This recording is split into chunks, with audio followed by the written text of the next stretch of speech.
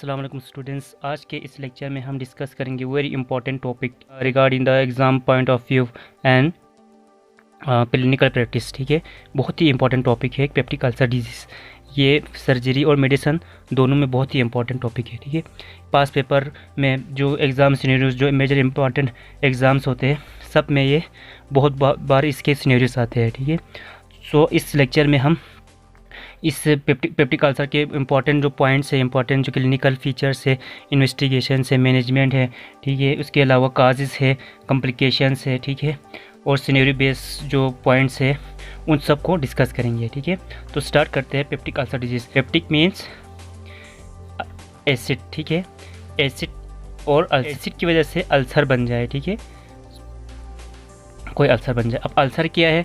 जो हमारे mucosa lining है, ठीक है, उसमें डिफॉर्मिटी, उसमें डिस्ट्रक्शन हो जाए, म्यूकोजा का डिस्ट्रक्शन हो जाए। ठीक है, जिसकी वजह से उसका लाइनिंग ख़राब हो जाए। ठीक है, तो ये है अल्सर।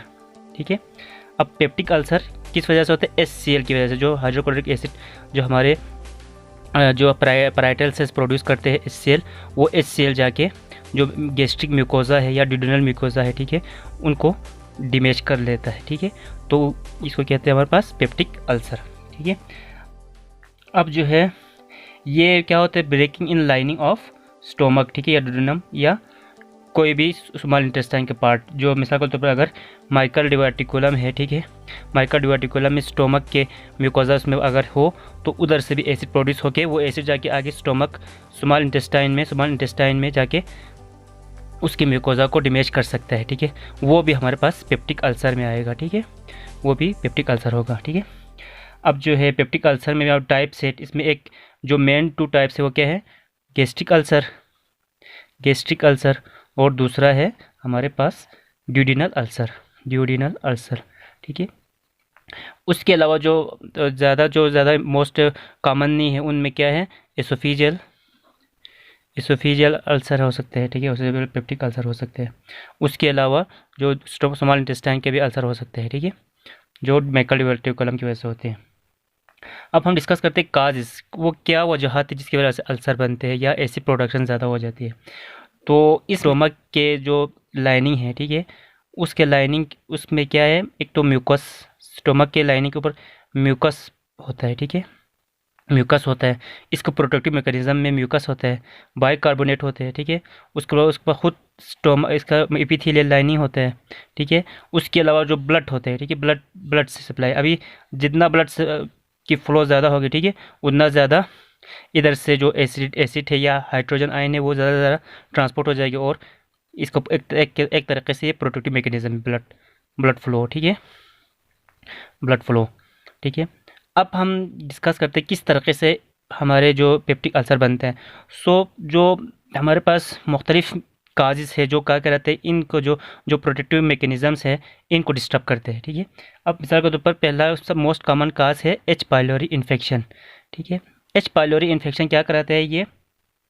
ये कराते हैं हमारे पास जो म्यूकस है, ठीक है, म्यूकोजा का इन्फ्लेमेशन कराते हैं। म्यूकोजा का इन्फ्लेमेशन की वजह से HCl की प्रोडक्शन ज़्यादा हो जाए या हाइपो भी हो सकता है। ठीक है, हाइपर कब होगा? हाइपर उस वक़्त होगा जब जो गैस्ट्रिन सेल्स है, ठीक है, जो डी सेल्स होते हैं हमारे स्टोमक के, डी सेल्स होते हैं। ठीक है, जब H पाइलोरी डी सेल को डैमेज कर लेता है, ठीक है, उसके नतीजे में क्या होता है? सोमेटोस्टेटिन्स जो डी सेल सिक्रीट करता है वो कम हो जाते हैं, सोमेटोस्टेटिन्स। अब सोमेटोस्टेटिन कम हो जाएंगे, सोमेटोस्टेटिन इनहिबिट करता है गैस्ट्रिन को। ठीक है, अब जब इनहिबिशन कम हो जाएगी तो गैस्ट्रिन इंक्रीज हो जाएंगे। ठीक है, जब गैस्ट्रिन इंक्रीज हो जाएंगे तो गैस्ट्रिन क्या कराते हैं हमारे पास? हिस्टामिन को इंक्रीज कराते हैं, हिस्टामिन। अब हिस्टामिन खुद क्या कराता है? Increase in production of acids. एक ये मैकेनिज्म है। ठीक है, दूसरा मैकेनिज्म H पाइलोरी जो है, अगर H पाइलोरी डैमेज करे जो कॉर्पस में, मिसाल के तौर पर जो बॉडी ऑफ स्टोमक पर अगर H पाइलोरी अटैक करे, ठीक है, बॉडी पर, स्टोमक के बॉडी पर अगर अटैक करे, उसके नतीजे में एट्रोफी हो जाता है। ठीक है, उसके जो पैराइटल सेल्स होते हैं, ठीक है, पैराइटल सेल्स होते हैं तो वो उनके एट्रोफी होते हैं। उस एट्रोफी के नतीजे में decrease in production of HCl होते हैं। उसके नतीजे में जो एसिडिटी कम हो जाते हैं, हाइपोक्लोराइड्रिया हो जाते हैं। ठीक है, कुछ बैक्टीरियाज होते हैं, ठीक है, जो क्रोनिक इन्फ्लेमेशन करा के म्यूटेजिन नाइट्रेट सिक्रेट करते हैं। ठीक है, उसकी वजह से गैस्ट्रिक कार्सिनोमा हो सकता है। ठीक है, अभी जो पहला काज था वो एच पायलोरी था, ठीक है। अब एच पायलोरी के अलावा जो दूसरा मोस्ट कॉमन काज है वो है एनसेट्स। एनसेट यूज़ करने वाले पेशेंट्स मोस्टली उनको अल्सर बनते हैं स्टोमक में। वजह क्या है, एनसेट किस तरह अल्सर बनाता है, इस तरह करता है कि ये जो है डिक्रीज इन म्यूकस प्रोडक्शन। एनसेट जो है ना, क्योंकि जो एनसेट क्या करता है, प्रोस्टाग्लैंडिन को इनहिबिट करता है, ठीक है। प्रोस्टाग्लैंडिन खुद क्या करता है, इंक्रीज इन म्यूकस प्रोडक्शन को करते हैं, म्यूकस की प्रोडक्शन को इंक्रीज करता है, ठीक। प्रोस्टाग्लैंडिन, अब प्रोस्टाग्लैंडिन की प्रोडक्शन को कम करते हैं एनसेट, इस वजह से म्यूकस कम बनेगा, ठीक है, और प्रोटेक्टिव मैकेनिज्म कम हो जाएगा। इस तरीके से डैमेज हो सकते हैं, ठीक है। दूसरा तरीका है कि ब्लड फ्लो को कम करते हैं एनसेट, ठीक है, क्योंकि प्रोस्टाग्लैंडिन क्या कराते हैं हमारे पास, वेज़ोडाइलेशन कराते हैं, ठीक है। अब प्रोस्टाग्लैंडिन कम होगा तो फिर वेज़ोकंस्ट्रिक्शन होगा और ब्लड फ्लो भी कम होगा और अल्सर के प्रोटेक्शन के चांस ज़्यादा हो जाएंगे, ठीक है। उसके अलावा एनसेट जो है decrease in proliferation of mucosal cells, proliferation को भी कम कर देता है, ठीक है, एनसेट। उसके अलावा बाइकार्बोनेट जो प्रोटेक्टिव मैकेनिज्म है बाइकार्बोनेट प्रोडक्शन उसको भी कम करते हैं, ठीक है, एनसेट की वजह से। तो ये सारे काजेस हैं एनसेट के। और तीसरा का मोस्ट कॉमन काज है वो स्ट्रेस है, ठीक है। स्ट्रेस की वजह से भी अल्सर बनते हैं। किस तरह बनते हैं, स्ट्रेस जो है डिक्रीज कराते हैं ब्लड फ्लो को, ब्लड फ्लो और दूसरे जो प्रोटेक्टिव मैकेनिज्म को उसको भी डिस्टर्ब करते हैं, ठीक है, मैकेनिज्म्स को भी डिस्टर्ब करते हैं। इस तरीके से ब्लड फ्लो भी स्ट्रेस अल्सर प्रोड्यूस करते हो, सॉरी स्ट्रेस भी अल्सर प्रोड्यूस करते हैं, ठीक है। उसके अलावा चौथा है डाइट। कोई पेशेंट है, ठीक है, वो डाइट में कैफीन ज़्यादा लेते हैं, ठीक है, कैफीन लेते, कॉफ़ी पीते हैं, ठीक है, अल्कोहल पीते हैं, ठीक है। उसके अलावा स्मोकिंग करता है, ठीक है। इन पेशेंट्स में भी अल्सर के चांस ज़्यादा होते हैं, ठीक है, अल्सर बनने के चांस ज़्यादा होते हैं, ठीक है। अब हम डिस्कस करते हैं इसके sign and symptoms, important sign and symptom regarding the examination point of view, ठीक है। पेशेंट है उसे अपर एब्डोमिनल पेन है, ठीक है, और वो पेन, उस पेन का रिलेशन किस से है, फूड से है, ठीक है। फूड से वो इंक्रीज होता है, ठीक है, या डिक्रीज होता है, फूड से इंक्रीज या डिक्रीज होता है, ठीक है। तो इसका पेन का जो है वो एपिसोडिक पेन है, मतलब एक तरीके से कभी कभार आता है कभी कभार जाता है, ठीक है, कभी कभार आता है और कभी कभार जाता है, ठीक है। उसके अलावा जो इसके साथ जो है वोमिटिंग होते हैं पेशेंट को, ठीक है, वोमिटिंग होते हैं, ठीक है। सो इसके बाद इसके जो ईटिंग रिलेशन है, ठीक है। उसके अलावा पेशेंट जो है क्रोनिक एनीमिया में भी पेशेंट प्रेजेंट कर सकते हैं, एनीमिया लॉस की वजह से एनीमिया होगा, क्रोनिक एनीमिया होगा। उसके अलावा पेशेंट अगर क्रोनिक के कली उसका अल्सर है तो उसमें एब्रप्ट हेमेटेमेसिस भी हो सकता है, ठीक है, खून की उल्टियाँ भी आ सकते हैं पेशेंट को, ठीक है। उसके अलावा जो सिम्टम्स है उसमें ब्लोटिंग है, उसके अलावा लॉस ऑफ एपिटाइट होते हैं, ठीक है, लॉस ऑफ एपिटाइट, ठीक है। उसके अलावा हेमेटेमेस मिलीना, और उसके अलावा हार्ट बर्न की हिस्ट्री ऑफ हार्ट बर्न भी होते हैं, ठीक है, पेशेंट को, और गर्ड की भी हिस्ट्री होती है, ठीक है। उसके अलावा मेडिसन के यूज़, मतलब एन सेट की यूज़, मिसाल के तौर पर कोई पेशेंट है, सिनेरियो में कभी कोई इस तरह देते हैं कि पेशेंट है उसे रोमेटॉइड आर्थराइटिस था। अब रोमेटॉइड आर्थराइटिस वाले पेशेंट जो है मोस्टली एन सेट यूज़ करते हैं, ठीक है ना।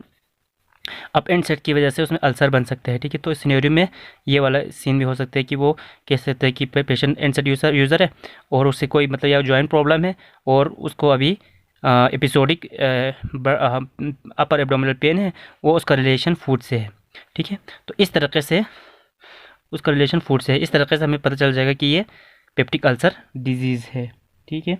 अब हम डिस्कस करते हैं पेप्टिक अल्सर डिजीज़ के कॉम्प्लिकेशंस को, ठीक है।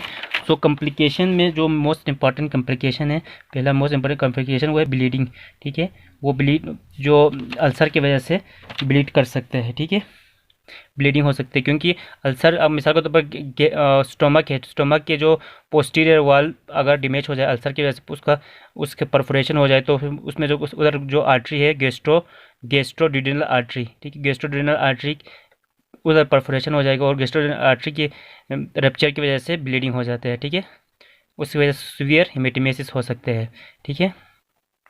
उसके अलावा क्या कॉम्प्लिकेशन तो दूसरा हो सकता है परफोरेशन, ठीक है, जो परफोरेशन कर सकते हैं, ठीक है, वो जो वाल्व है वो परफोरेट कर सकते हैं, ठीक है। उसकी वजह से, परफोरेशन की वजह से क्या हो सकता है, हमारे पास जो कंटेंट है वो पेरिटोनियम कैविटी में आ जाएगा, ठीक है, जिसकी वजह से पेरिटोनाइटिस होगा, ठीक। पेरिटोनाइटिस के सिम्टम्स आएंगे, ठीक है, मिसाल का शैलो ब्रीथिंग, ठीक है, एब्डोमिनल मसल को कम से कम यूज़ करेगा पेशेंट, बोट लाइक रिजिडिटी होगी, ठीक है, एब्डोमेन की। उसके अलावा लीवर जो है डलनेस आएगा, लीवर डलनेस इसलिए आएगा क्योंकि लीवर के गिलिट लीवर के गिरिज क्या आ जाते हैं, हमारे पास फ्लूइड जमा हो जाता है, ठीक है। उसके बाद या और एयर अंडर डायफ्राम भी आते होते हैं, ठीक है। और जब आप उसका एक्सरे करते हो तो एयर अंडर डायफ्राम आपको नज़र आता है, ठीक है। इसके लिए हम सिंपल क्लोजर करते हैं या पाइलोरोप्लास्टी करते हैं, ठीक है, अगर लार्ज है तो, या पार्शियल गैस्ट्रेक्टोमी करते हैं। और तीसरा इसका मेन कॉम्प्लिकेशन है वो है गैस्ट्रिक आउटलेट ऑब्स्ट्रक्शन है, ठीक है, जिसमें क्या हो जाता है, अल्सर पाइलोरस के एरिया पर अगर कोई अल्सर हो, ठीक है, पाइलोरस के एरिया पर अगर कोई अल्सर हो तो फिर उसमें क्या हो जाता है, उधर जो एडिमा की वजह से उधर जो आउटलेट है, ठीक है, उधर वो जो ऑब्स्ट्रक्शन हो जाते हैं, ठीक है, सुमाल हो जाते हैं उसका ल्यूमेन उस एरिया पे, ठीक है, पाइलोरस के एरिया पे। तो उस एरिया की वजह से, उसकी वजह से पेशेंट को सीवियर नोजिया और वोमिटिंग होती है, ठीक है, एब्डोमिनल डिस्टेंशन होते हैं, ठीक है, अपर एब्डोमिनल डिस्टेंशन होते हैं, ठीक है। और जो 24 आवर पहले जो खाना खाया था वो अपीयर होता है वोमिटिंग के साथ, ठीक है। उसके अलावा पेशेंट को जो मेन जो इसमें गैस्ट्रिक आउटलेट्स ऑब्स्ट्रक्शन से जो मेन कॉम्प्लिकेशन होते हैं वोमिटिंग की वजह से, वो है हाइपोक्लोरमिक मेटाबॉलिक अल्कोलोसिस क्योंकि जो एसिड्स है वो सारा वोमिटिंग के साथ रिलीज हो रहा है, ठीक, बॉडी से बाहर जा रहे हैं, ठीक है, इस पर अल्कोलोसिस होगा, ठीक, एसिड कम हो जाता है बॉडी में। इसके लिए हम जो ट्रीटमेंट करते हैं वो बैलून डायलेटेशन और सर्जरी करते हैं, पीपीआई देते हैं, ठीक है। उसके अलावा हम इसको स्टेनोसिस को खोलने के लिए हम क्या करते हैं, सर्जरी करते हैं, ओके, एडिमा को कम करने की कोशिश करते हैं मेडिसिन के थ्रू, ठीक है। तो ये है गैस्ट्रिक आउटलेट ऑब्स्ट्रक्शन की कॉम्प्लिकेशन, ठीक है। अब हम डिस्कस करते हैं इन्वेस्टिगेशंस को, ठीक है। इन्वेस्टिगेशन को याद रखने के लिए एक इजी निमोनिक है, जिसके ज़रिए आप मतलब क्वेश्चन में भी इस तरह पूछते हैं, वो पूछते हैं नॉन इन्वेसिव इन्वेस्टिगेशन बताओ, इन्वेस्टिगेशंस और इन्वेसिव इन्वेस्टिगेशंस कौन कौन से, इस तरह के पूछते हैं, ठीक है।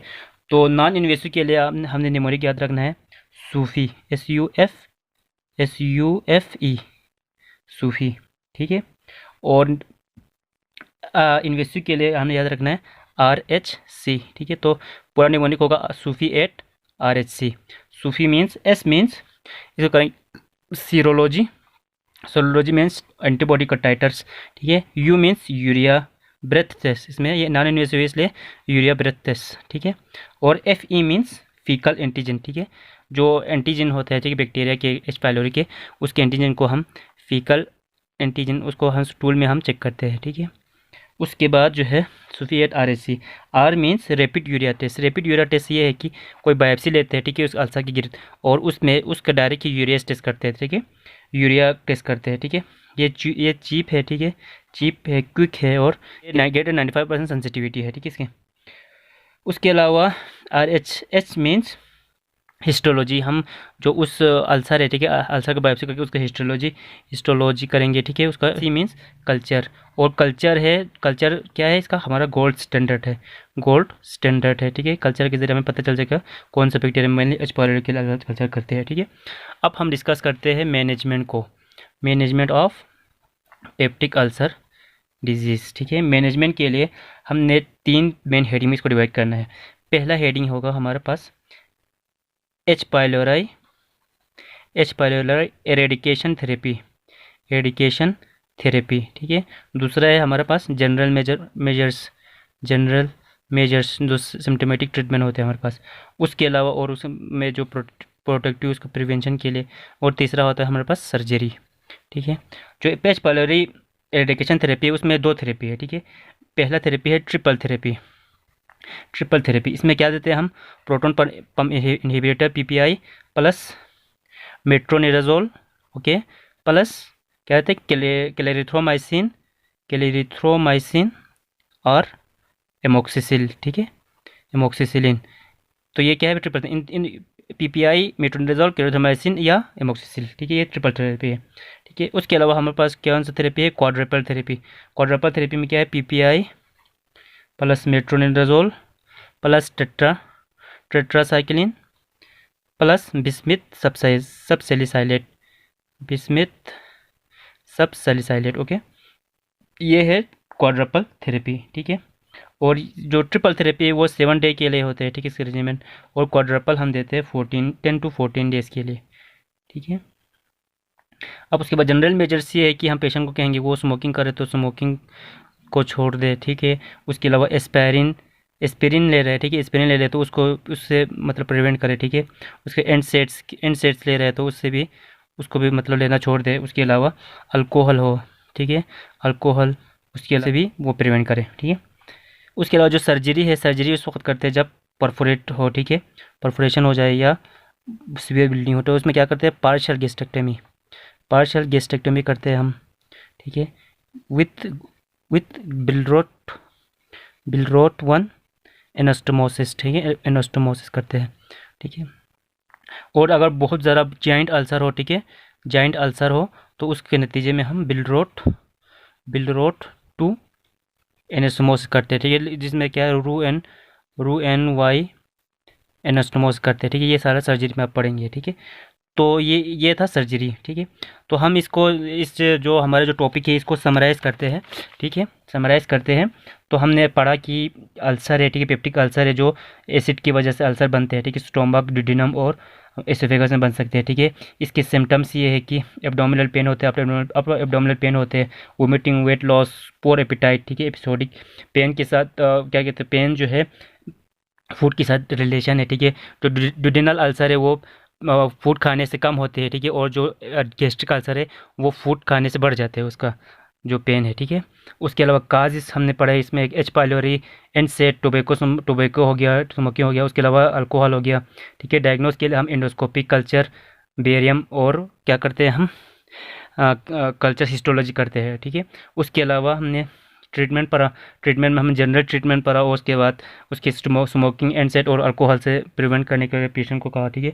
उसके अलावा हमने एच पाइलोरी एरेडिकेशन थेरेपी कहा, ठीक है, पीपीआई, और उसमें जो एंटीबायोटिक्स के साथ जो कम्बिनेशन है वो कहा। उसके अलावा हमने इसमें H2 ब्लॉकर भी देते हैं कभी कभार, और इसके अलावा हमने सर्जरी के बारे में डिस्कस किया, ठीक है, और कॉम्प्लिकेशन के बारे में डिस्कस किया जिसमें ब्लीडिंग, परफोरेशन और गैस्ट्रिक आउटलेट ऑब्स्ट्रक्शन थे, ठीक है। So this is all about peptic ulcer disease. आपको इसमें इस हवाले से इस टॉपिक के हवाले से कोई भी क्वेश्चन और क्यूरी हो, ठीक है, आप मुझसे पूछ सकते हैं, ठीक है। Thanks for watching.